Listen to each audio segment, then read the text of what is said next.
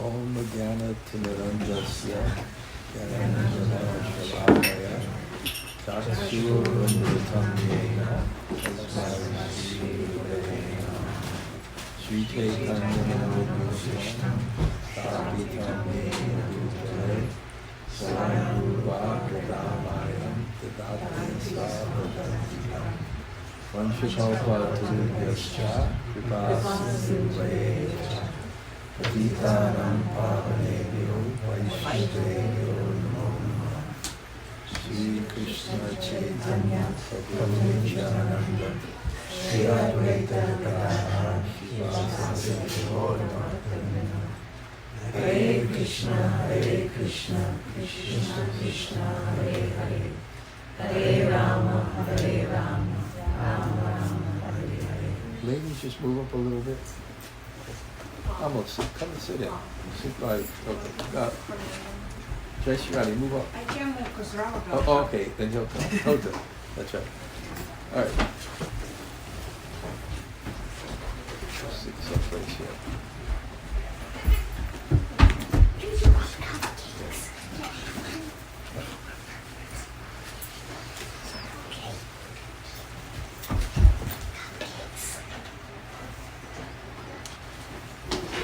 I had this incredible inspiration for the class, and I forgot it. So, it's been a great weekend, I have to say that. Went into the auction. Gail drove me, it was like, by her potency, it was like the parting of the Red Sea, because it was Memorial Day weekend, and we had no traffic. And then when we arrived at this Grand Street apartment, which had like secrets, this way, FDR Drive south, around, up this Columbus Street, around this way. Then we got there, parking was right in front. She was trying to create credit. I said it was all my mercy. It was a little bit of a hustle there. And then, of course, I don't do well traveling, and everybody has different nature. I'm generally useless the next day, but this is the next day. So this morning, I woke up and I didn't have my usual sadhana. And then I gave class. And then we had the nice little fire yoga initiation ceremony. And I'm going to speak. So anyway, I don't know what my inspiration is, but now I have another inspiration. I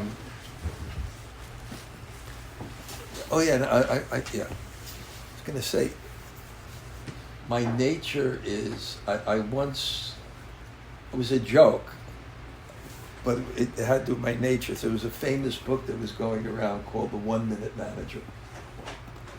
So I wrote a thing called The No Minute Manager. And I had different principles. Only be in your office a short time during the day. Otherwise, you won't look busy. I had different principles. Never, and one was never do something that someone else can do. And that's it's actually an important principle of empowerment. You know. So I've always tried to create kind of new things. I always try to create new things, different things, rather than just repeat. And then I thought, in terms of speaking Krishna-katha, there's a lot of philosophical classes, you know. So I thought I should just be the Rasacharya and just speak 10th canto and Gaur Leela, and that's what I do in Vrindavan. I did Ramananda Samvad. I did Shikshastika prayers, the last chapter, you know. So that's my general thing. Let's get the, and this morning I was so excited with this one verse from the Chaitanya Charitamrita that said, Rasa Gita Shloka Ashvadana, that Lord Chaitanya and Ramananda Roy and Sri Damodar, Ashvadana means tasting. That's what Krishna consciousness should be. Tasting. And what were they tasting? Gita, songs, shlokas, verses of rasa, of love. And that's actually our whole tradition. our whole tradition is bhakti. It's from the heart, and it's an emotion, and it's an attraction, and it's communicated through what's called rasa shastra, poetry and drama. The whole Bhagavatam is a drama that not just explains something to you, but makes you feel it. So that's so much our process. So that's what I like to do. But yesterday, when I gave class, something came at the end that I thought needed to be discussed further. So I'd like to speak about a little bit more of the depressing aspects of Krishna consciousness. Honestly speaking. But it's like, but just somehow it was so relevant. And so this class is going to be like more just, and it's not, I definitely have, Gail knows, she likes my realizations, philosophical realizations, thoughtful, but I like to do it within the context of the rasa and the stories. But I started to speak at the end about this realization I had, which I found out people didn't like.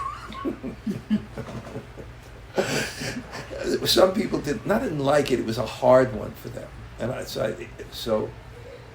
and it's mixed with the psychological.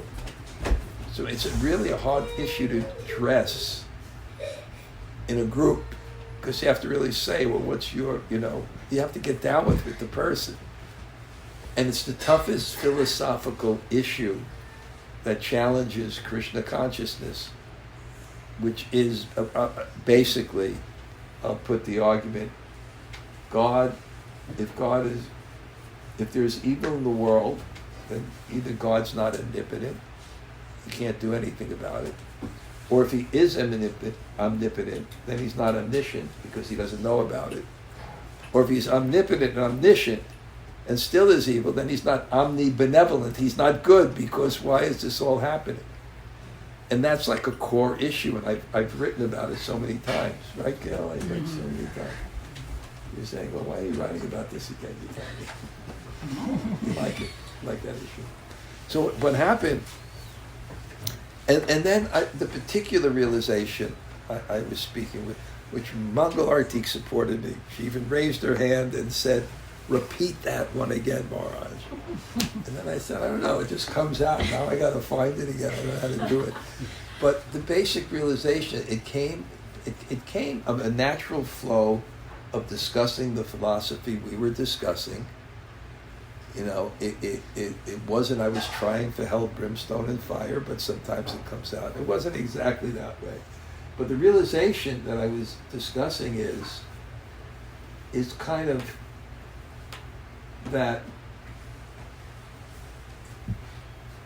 if you perform dharma, and I define dharma in a particular way, and it's my own kind of original definition. Dharma means the right choice.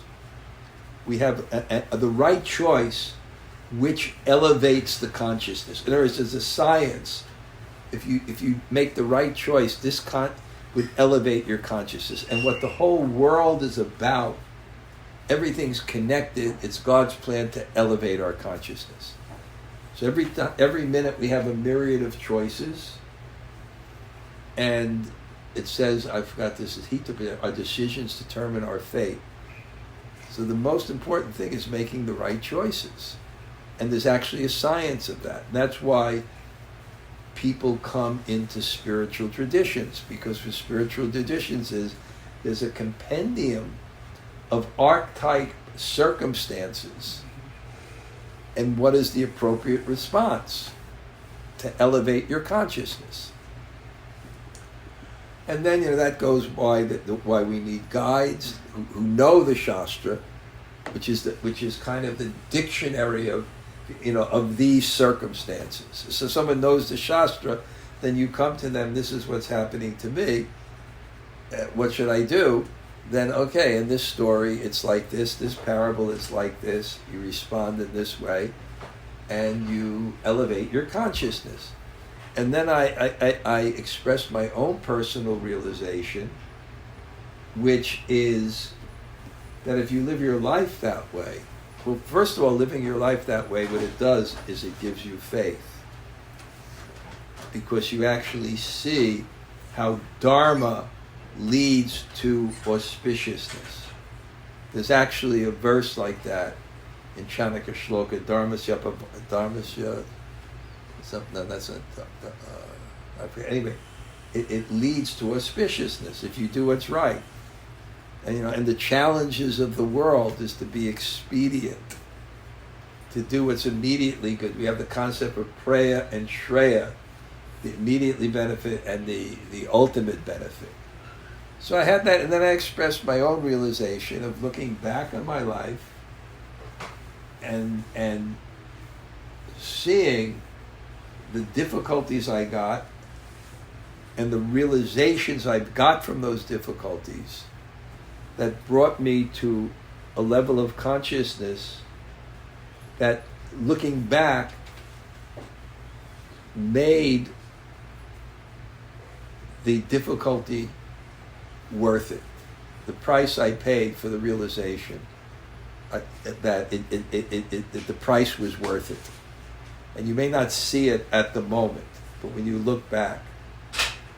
And living a life like that, what happens is, then when the greatest trauma comes, and trauma means, or suffering means, when the world moves against what you want. In other words, you lose something, it goes against what you're attached to. That's what suffering is. The worst trauma, of course, is death, where you lose everything. And to face that moment with faith is the whole purpose of the whole Bhagavatam. If you want to be fearless at the time of death, chant here, remember Krishna. Be able to face that moment in a positive way, because understanding that what comes to you is for you, and it's a gift from God to give you a higher level of realization. This is the ultimate test to elevate the consciousness at the very end. And that's one thing that I also feel that's really the biggest boon when you go through that experience, because it forces you to give up the thing that caused all the suffering. And the thing that caused all the suffering is the false ego, which connects you to the body. And where the vikara, the transformations are happening in the body, not the self. So the identification causes the suffering. And so at that particular time, and the Yoga Sutras, I explained this yesterday, it was that what the false ego is, and it was a very beautiful explanation. At the end of your life, God looks at your deeds and your desires, and then determines what experience you need to elevate the consciousness, and what reactions from your previous life and lessons you need to learn. And then the false ego takes the consciousness and shapes it towards that particular body of what it is. Whatever ethnicity, gender, karma, talents, and then at the beginning of your life, your boga and your lifespan is already determined, and it's a whole experience. And then in my positive, optimistic way, which drives people crazy sometimes, then, I kind of look at the life as a perfect for everyone. Everyone's life is the life of perfection. One time we had this beautiful special Wednesday class for Seva Priya's dear friend Krishna-mayi and my disciple, not the one, I named another lady Krishna-mayi, but this one that passed away. And when I was, and I went back to help Krishna Kumari and Seva Priya. They requested me to come, and I came back during the summer. And I was in Delhi. And in Delhi, I have this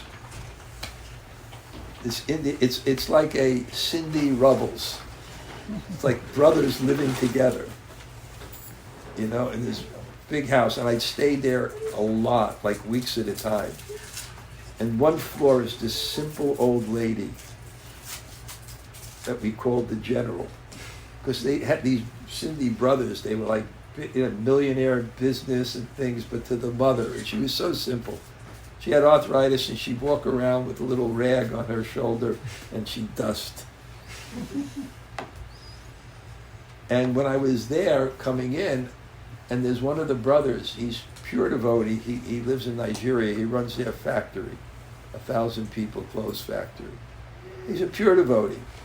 He's one of these Indian guys that looks exactly like Krishna. And never got married. It's not the least bit disturbed. There's no frustration in this guy. And he sings the most beautiful bhajans in the world. Meri man mandira mein eka bar tum ajaho gidit hari vanawari gidit hari vanawari Meri man mandira mein in the temple of my mind, ek bar tum, once come into my mind. Ajaho, come get it hari. He used to say.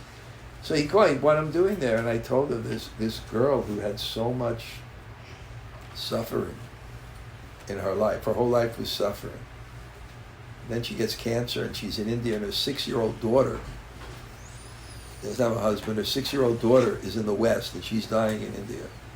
And I'm coming to help.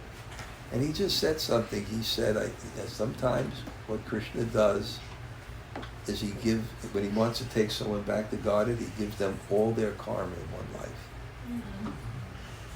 Would you mind choosing someone else next time?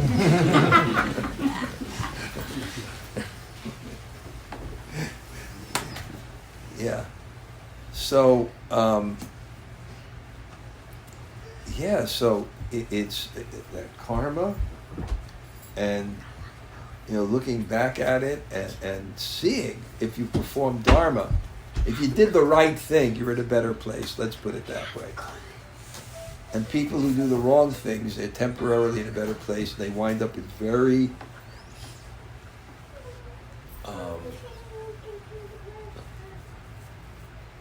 lower levels of perception and contentment. It's such a thing. People who have the money and do what they want, get everything they want, without dharma, they just have this karma, they do what they want. The consciousness, just consciousness, just consciousness, just consciousness. And fear. Because they become more attached to the body.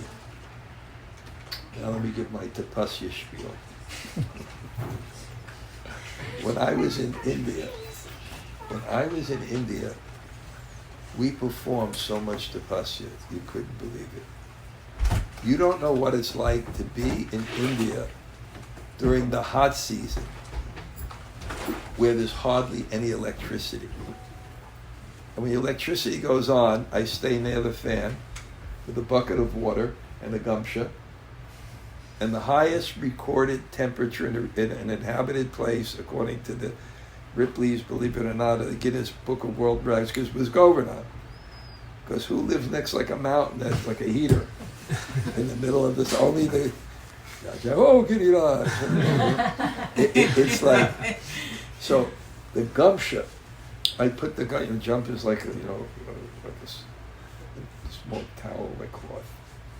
So, and I put in the water, and I put it over me. This is how quickly it dried. So much austerity. And the winter, it's freezing cold, and there's no heat, and then the sun doesn't come out, and there's no sweet water, and it's tapasya. But what happens is when there's tapasya, you're performing service, not artificial things, but just to do your service. You have to undergo do your duties, have to undergo certain simplicities and things. You tend to extract your consciousness from the body. And when you extract your consciousness from the body, you suffer less. And that's why that verse says, Tapo divyam yenika putra sattvam shudyed yasmad Brahma sokwam, that when it's divine, when you perform austerities, it elevates the consciousness. So this was kind of, because I'm developing my initial point that disturbed people even more. And then so I said, looking back, I wouldn't trade it. I wouldn't trade those challenges. Because if I didn't have those challenges, I wouldn't have, my consciousness would be less evolved. And I can exactly see how everything that came to me, it's a faith in God, that everything that came to me was pointed at something right in here, miraculously. The things that came to me were pointed to me. And, but there's a problem with what I said. It's not a problem, but there's a real challenge with what I said. That's never going to, it's what I feel in one sense, it's hard to comprehend because of the difficulties that people undergo. Sometimes it's very, you speak this, very challenging things, very horrible things. In fact, here, let me read you the introduction to my article, Believers and the Elephant in the Room, Tackling the Challenge of Evil. At the age of 21, Jeff, my youngest cousin, was mercilessly beaten to death by the local police in a Midway jail for no reason. His crime, he had asthma and was Jewish. From what the family could gather, it was Jeff's first day of law school, and due to his asthma, he sat near the window in the library to help him with his breathing. When the school librarian told him to move because the window seats were reserved for upperclassmen, he refused due to his health and out of principle. The place was near empty. When he repeatedly refused the librarian's demands, she summoned the local police. They eagerly hauled off this city boy from Los Angeles to jail, and he never saw the light of day again. He died in jail. His parents and 3 older sisters who loved Jeff practically more than their own lives were devastated. This sort of suffering and loss is all too common in this world, and it leads us to consider the elephant in the room for theistic belief, sometimes called the problem of evil. If God is omniscient, omnipotent, and omnibenevolent, why then, when he knows about it, has the power to do something about it, and is supremely good, does he allow such cruelty to continue? The existence of evil thus logically contradicts the existence of God, or does it? Below is my attempt at theodicy, answering the challenge that if God exists, why does he permit evil? So the question comes up, and then people are thinking of things that happen to them. And it's not an easy question to deal with, because it deals with first the philosophy. But when something is psychological, philosophy doesn't help. So it's the kind of questions that really need to be answered individually, almost, and not in a group. Because it's the first point that I really made, and so basically the questions were, I don't feel I deserve this. Right? And one after another, I don't feel I deserve this, in different ways. That's what people said. I don't feel I deserve this. And of course, to understand whether you deserve something or not, you have to see the end, what you get. Just like if I said right now to the Republicans in the room,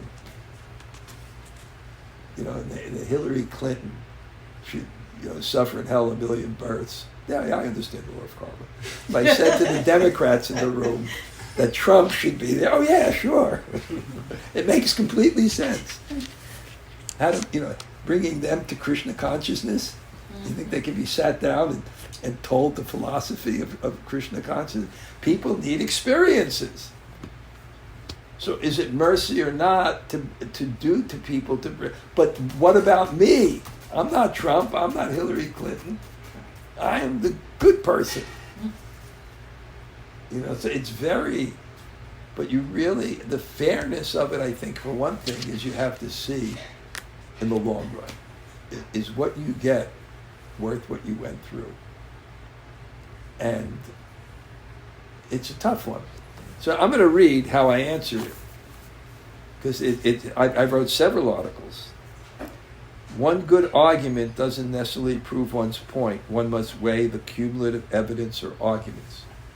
So the first thing you say is, don't say it's not a good argument. It's a good argument against the existence of God, even. But good arguments don't prove a point.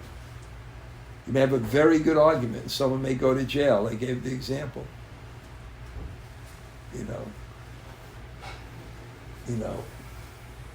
I was hungry. All the burfi was missing. It was found under my bed. I told people I'm starving. And why isn't the guru getting all that burfi?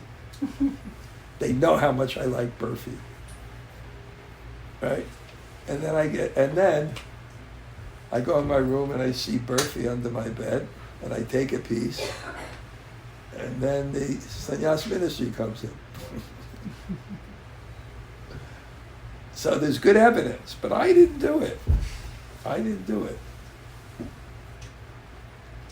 Gail took the burfi. It happens to be my favorite sweet. It so happens. And she hid it under the bed so that when she goes home, she wouldn't have to cook for the week. But in the court, it was a good argument. But a good argument doesn't prove the case. You have to see all the other arguments. Well, what are the other arguments are? Well, I took a blood test and there was no sugar in my blood. Right? It was something like that. Actually, I wasn't even there at the time, and I have a proof that I was in the other room drinking all the mango lassi. So there's other, arguments. You have to weigh, what are the arguments? So that's the difficulty. If you weigh the arguments for God's existence, they're so strong. They're so strong. And it's still difficult. Here's one. This is the guru of the Christian apologist. And I'm not that educated. When I first heard apologist, I thought people say, I'm sorry. But it's actually, apologist means one who intellectually defends his faith. And this guy's the top. He's he's like a complete Brahmin. And he's the person that gave that wonderful argument when someone says, is God is a person? He said, well, he's not less than a person. I said, wow. So this is his argument. Alvin Plantinga's summary of his argument for free will. A world containing creatures who are significantly free and perform more good than evil actions is more valuable, all things being equal, than a world containing no free creatures at all. You got to listen very carefully. God can create free creatures, but he can't cause or determine them to do only what is right. For if he does, then they aren't significantly free. Then he actually hasn't created free creatures. To create creatures capable of moral good, therefore, he must create creatures capable of moral evil. And he can't give those creatures the freedom to perform evil and at the same time prevent them from doing so. As it turned out, sadly enough, some of the free creatures God created went wrong in the exercise of their freedom. And this is the source of moral evil. The fact that free creatures sometimes go wrong, however, counts neither against God's omnipotence nor against his goodness, for he could have forestalled the occurrence of moral evil only in removing the possibility of moral good. So this is, they'll also admit it's. They'll also say like that. Well, you have to see what the ultimate benefit is. And and I have and the reason I gave that point that I'm saying is just on a micro level, if we can even understand that. I got all these arguments. If you understand that. Wait, there was one thing that was said that was so brilliant.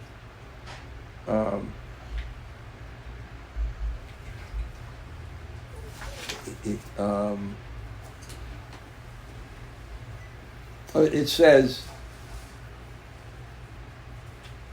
But wait, can you just reread that last line of the one that you just read? The very last line. Very last line. The fact that free creatures sometimes go wrong, however, counts neither against God's omnipotence nor against his goodness, for he could have forestalled the occurrence of moral evil only by removing the possibility of moral good. Just think about that. But I'm gonna. But I lost my thought here. So.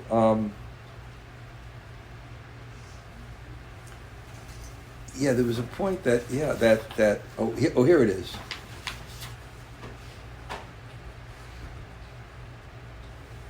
Okay, anyway. So I'll read the arguments. Okay, this is explanation one. There may be strong evidence or arguments that one has committed murder, but that is not enough to convict a person. There also may be very strong arguments that one is innocent. The jury must come to a fair conclusion based on the cumulative evidence. Similarly, the argument against God from the reality of evil is a strong argument, but to come to a fair conclusion, one must weigh the cumulative evidence. I would posit that the arguments for God's existence are very strong, stronger than the problem of evil. So you may not still be able to understand why, but it doesn't discount the existence of God. You may not be able to give us why. One of the arguments is called monkey on a typewriter. It is more probable that a monkey on a typewriter produced the complete works of William Shakespeare, the Encyclopedia Britannica, by chance, than this world happens by chance. And if you think about it, as I write this article, every word scribed that fits into a sentence or anything in the world that moves with reason or order at every second increases exponentially the improbability that the world happened by chance. So if everything's happening by chance, then every time something happens by chance, exponentially increases the improbability that it happens by chance. Even every word I'm saying in my class that makes order, every word increases exponentially the improbability that this world's happening by chance. And if the probability of the world having risen by chance is as close as nil as mathematically possible, then the account of the world wherein God creates it has far more power to explain the world's nature than the denial of God and its constant randomness. Okay. Therefore, the argument by evil, although strong, cannot itself establish the verdict that God does not exist. Okay, explanation 2. The argument for evil itself proves the existence of God.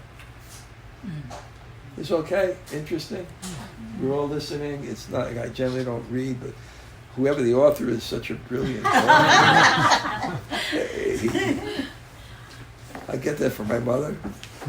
When she says something good, these are the two that love my mother the most, just sitting together. My mother would go, Doris. I would go, you're right. So, the genes.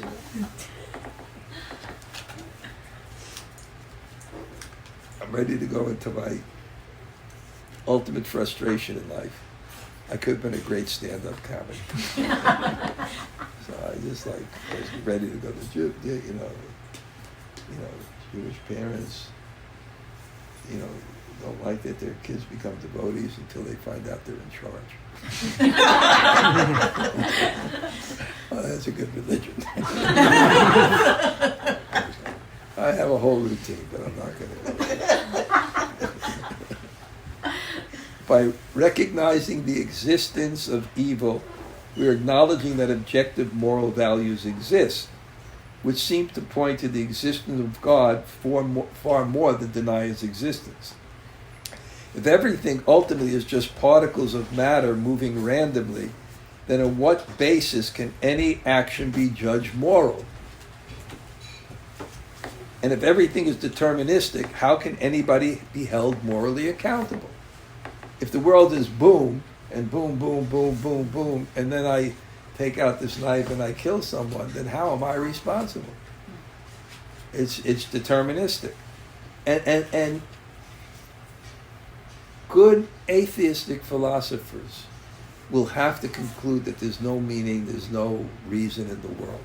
If they're, and that's why the existentialists are valued, because they come to the right conclusion.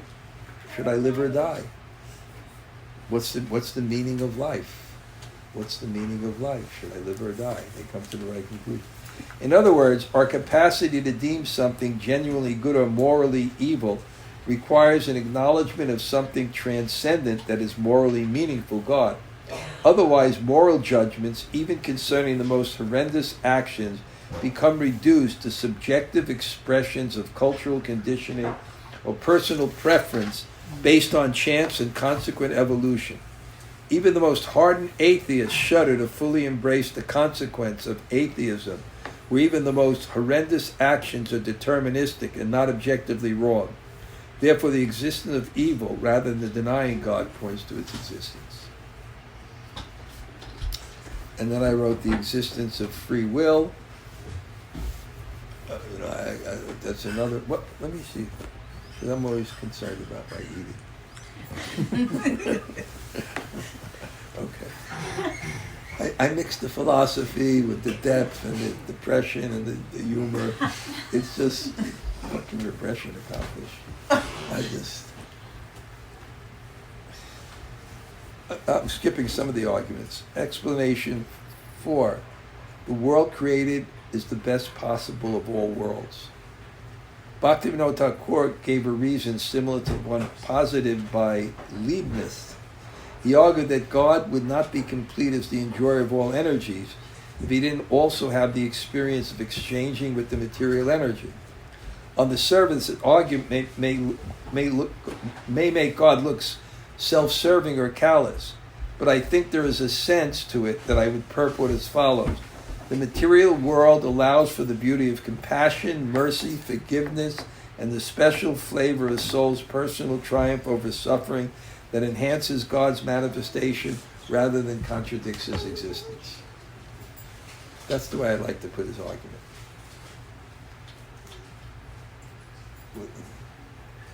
Still, would you mind choosing someone else next time?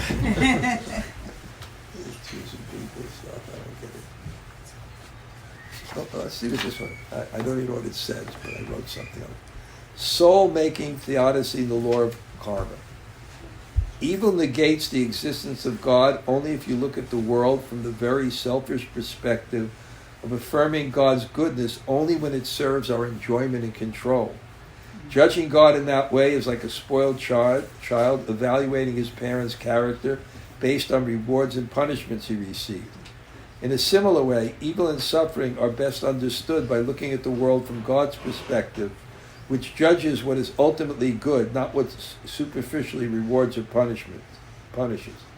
In traditional Indian thought, this perspective falls under the conception of the law of karma, which sees and even tries to prove that whatever happens to me, even if painful, is perfect, a condition created by God to rectify one's behavior for the purpose of everlasting joy.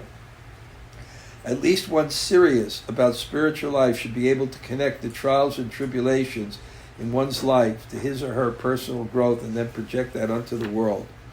Evil does not therefore a priori negate the existence of God's benevolence.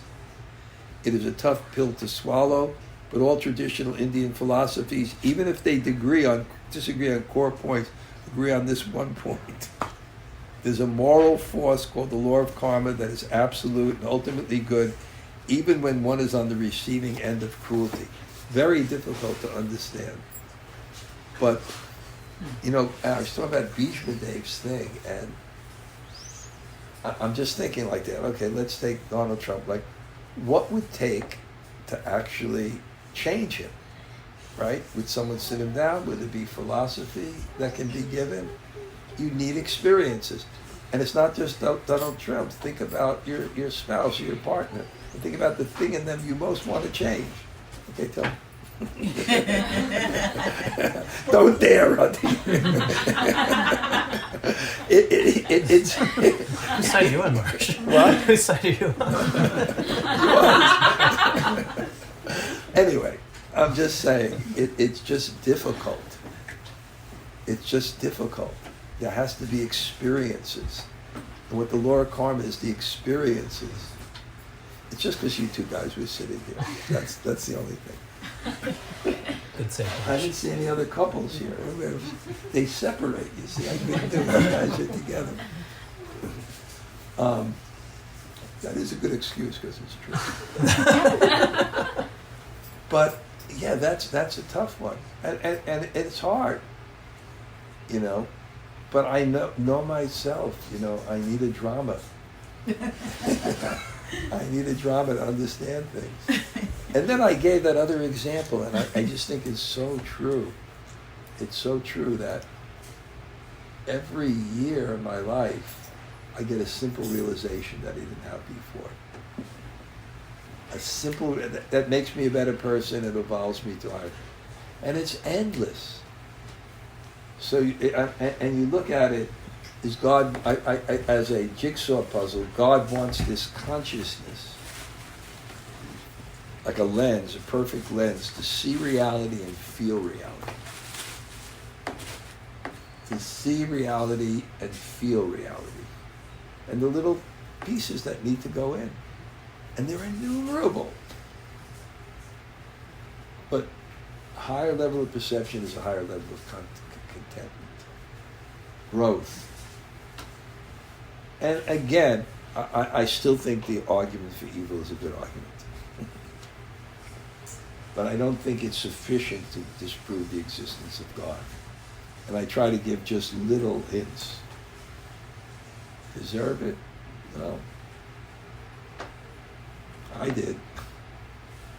I guess the greatest danger, and then I think you see, I mentioned yesterday too, a lot of these people that went to, I think in Wisdom of the Sage, a lot of people come from these recovery groups, and they came to the realization, the realization they needed to actually come to elevate themselves when they had no other choice. When you realize where your own authority leads you, that you can't, that you need shelter, you need help. In other words, there's an ontological position. The ultimate reality is we're part of God and we're made for His service. And when we realize that, we feel this energy of love, prema pumartha mahan, which is the greatest goal of life.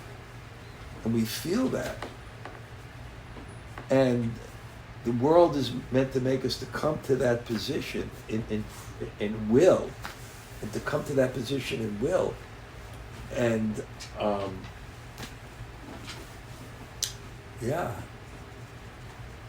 and we have a misconception. Okay. Are there any questions besides Kaveri and Gail? Okay, you go first. Yeah.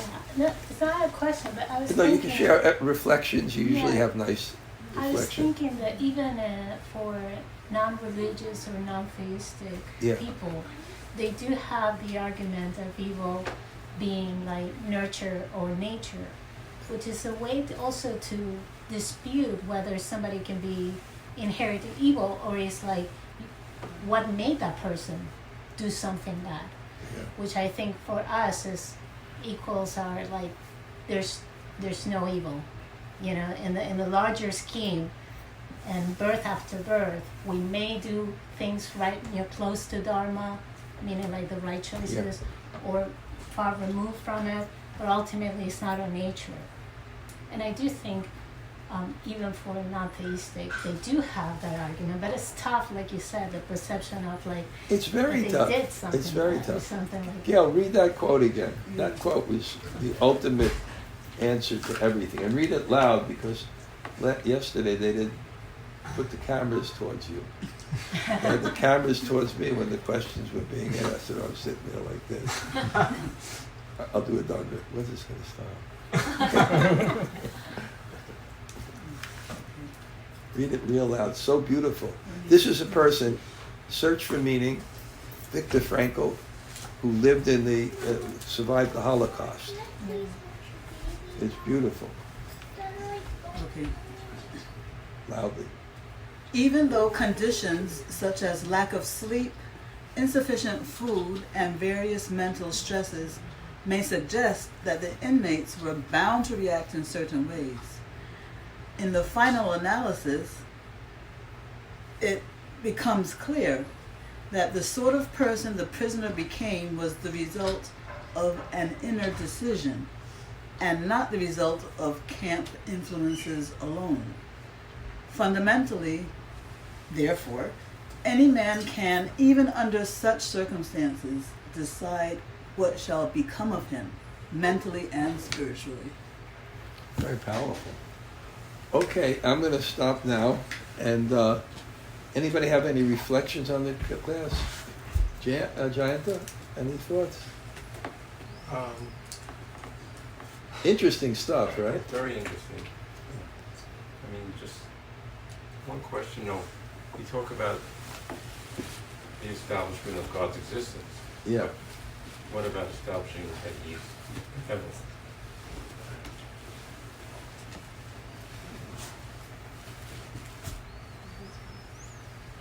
Well, that's another argument that people give, because there's good in the world.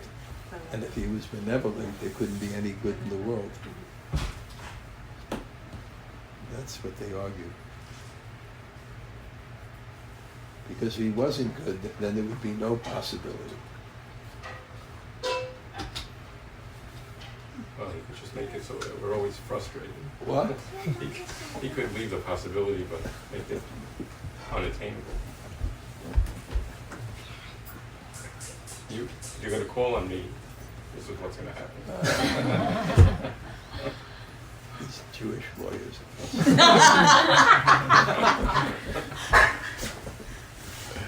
Marge. Yeah. Sometimes I, like, everything you were talking about really resonated with me. Sometimes in my everyday work, I have to have conversations with staff that are going through, really hard times. They're losing their jobs, and I wind up using a similar philosophy, which is you don't really know where this is going at this point, but there's a teaching in it. And when you look back on this, this is going to be the best decision you ever made. And I can really see, even for someone who's not religious, that it creates this like calmness and like a trust in the process. And then it's really nice when I hear back from them like later down the line, and they reconfirm that day, that moment was so painful. Which, when you said pain is perfect, it was so painful, but the learning, the teaching for them was worth it. So I just try to reiterate to anyone that I see sort of going through a hard time and they say, why me? I don't deserve this. And I try to tell them that it's actually, you're going to come out on the other side and look back. But I think it's about having trust in the process. And when you're in it, it's really hard to trust. It's hard when when you're going through things. It's really hard to see. That's why I'm saying when I look back, it's not at that time that I understood, like, everything's coming up roses. It's I'm being attacked from different sides here. Yeah, yes. Yes. I would just say also the danger also is that this is what Viktor Frankl said. The danger is giving up your agency. If you ascribe everything that happens to you is external, then there's less chance to change. Yeah, so you were saying that in the future you'll be able to look back and see. You may. Oh, okay. Well, that a key word that. Well, might. I'm just saying, it's not that you always understand everything either, but you get an opportunity to understand, and it depends on how you responded to it. It depends on your mentors and teachers. Depends on your faith and your experience. And even if you don't understand something, if you have enough of these experiences, you have faith even in the ones you don't understand. Yeah. But Yeah. in the case like, is it your cousin? Right? Yeah. You know, he probably died thinking that this was unfair. And, you know, the way the world works, you're supposed to kind of mostly forget everything that you've been through when you take your next birth. And so where's the opportunity for him to look back and say, oh yes, There's this subtle body and there's it's just like even the even that samskara, how is he supposed to reflect and think this was I'm just saying, even my theory, and these are these things I make up because I haven't heard it, but I try to make sense. How does the evolutionary process evolve the consciousness? Right? Because the soul goes progressively. So I think there's experiences that evolve the consciousness. Not just intellectual, but experiences evolve the consciousness. just by going through it, just Yes. by getting beat like Gail, we can go into all the gory details, but I'm just saying it's not easy to understand. But the answer to your question is what I think, and I think even the evolutionary process, the experience, there's an experience. And we're not God, we're not from that perspective, we can't quantify for everything and prove everything.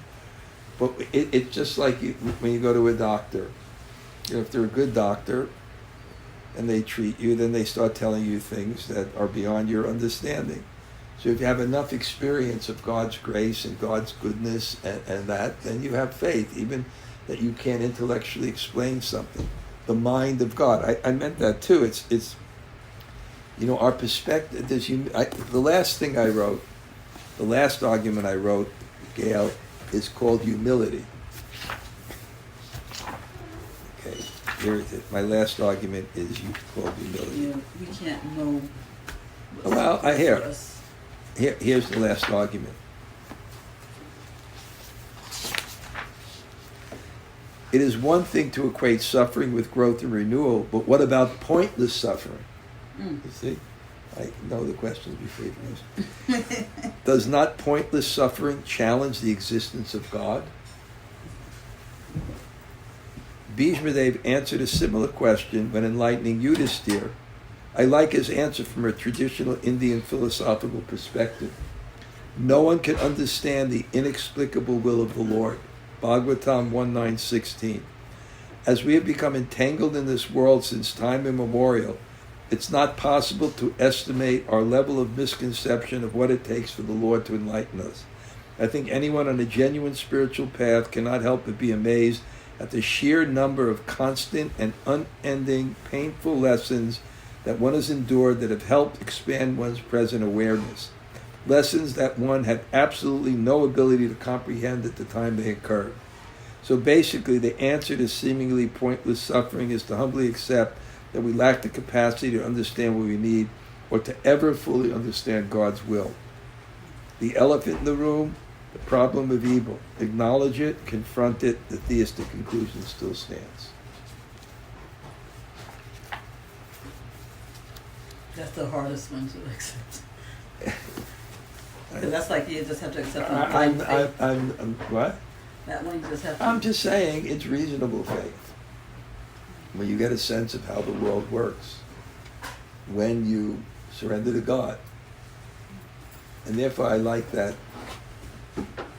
Jewish lady in the concentration camps who became a famous mystic and said, when you have an inner life, it doesn't matter what side of the fence you are. And how much suffering was she undergoing? But she looked at it from a different perspective. Okay, Jaya. About surrendering to God. What? A question about surrendering to God. It's very easy to surrender to God when you don't have much. Like when you're not married, when you don't have kids, when you're not possessing any material goods. I'm talking about my own experience. Yeah, it's so easy to have kids. It's very easy to surrender to God. It's just very easy to just go with nothing behind me and be fully surrendered. It feels very nice and it feels very happy. Okay. But then to teach you, God gives you all those things that I mentioned before. And then when it's getting hard to surrender because you're getting attached to everything that you get and you get that fear of losing it all. And then it's very hard to keep believing that God does only the best for me, and even if He will take everything away from me. It's the same problem from another side. Yeah. You know what I'm saying? Yeah. We can't understand what God's doing to elevate our consciousness, but we have to take responsibility. And that's what this point was. Ultimately, we have an inner life, we have to take responsibility. And we have to get that buddhi, that intellect, we have to get that heart, by practicing Krishna consciousness seriously. Then it gives us the tools to digest our experience and come to the point. Vipada shantu tasya shvat tatra tatra jagatu King Kunti. And I'm just reading in Brihad Bhagavatamrita when Uddhava was describing his experience with the Brijvasis. There were so many demons coming and they could care less. They were so at the platform of love that was their only view. They dedicated everything to Krishna. So but now, now you have to take shelter another way. I have everything I want. Now what? Please help me. Right? And then you realize that everything you want is related to consciousness, so you have to use it for consciousness. And then one of the questions yesterday was internal, someone just having so many feelings that coming up constantly.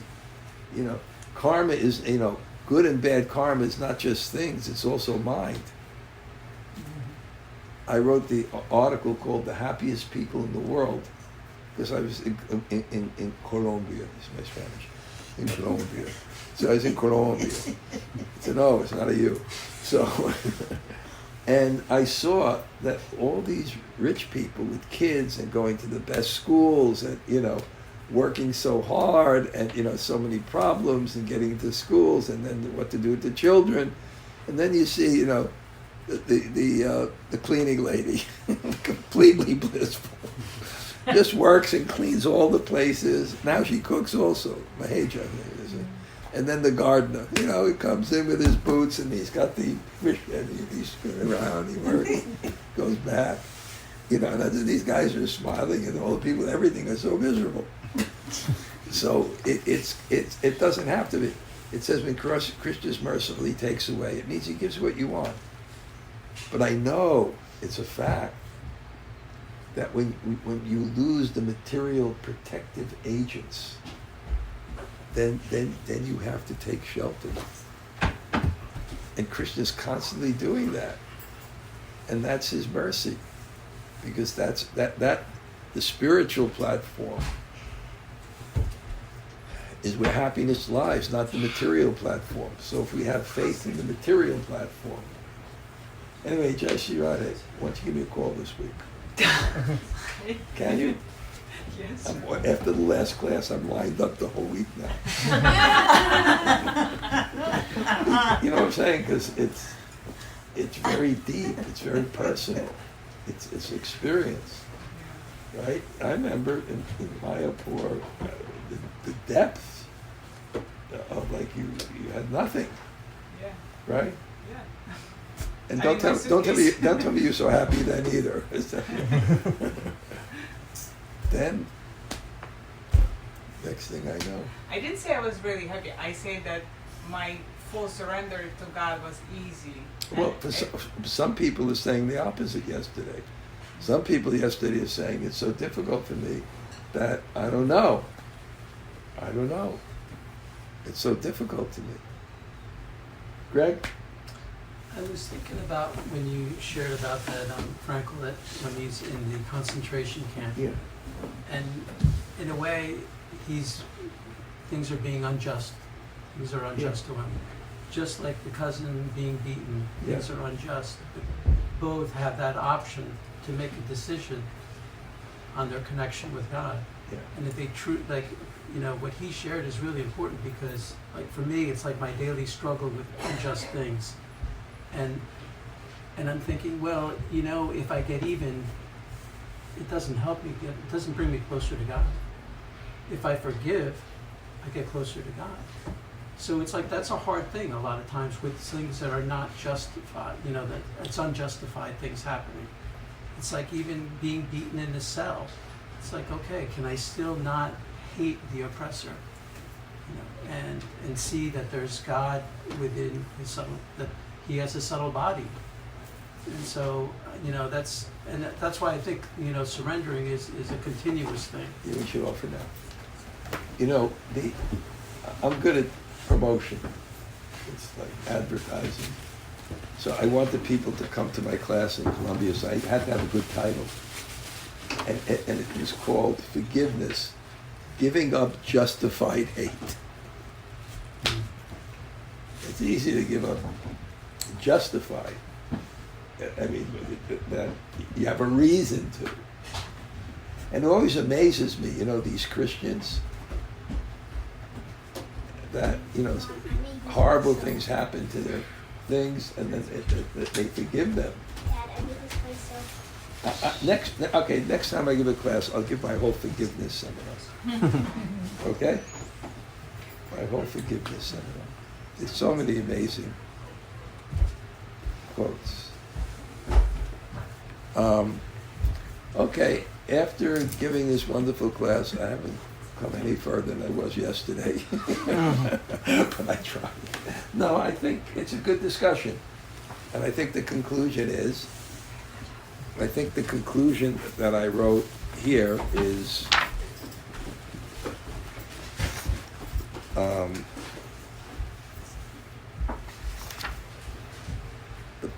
acknowledge it, confront it, the theistic conclusion still stands.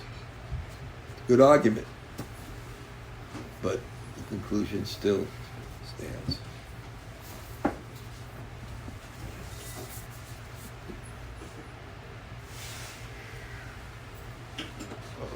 Okay, I think, Can I share a reflection? yes. Sorry, it's simple, Yeah. personal.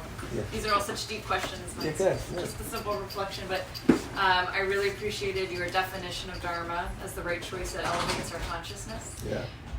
First of all, from one of your Vyasa Pujas, I have a button, the Jaya Jamunami, Yeah. on my bathroom mirror that says, do the right thing and make the right choice, or do the right thing and the best thing will happen. And I reflect on that every morning before I start my day, and on harder days I'll get stuck on, well, how do you decide what the right thing to do is?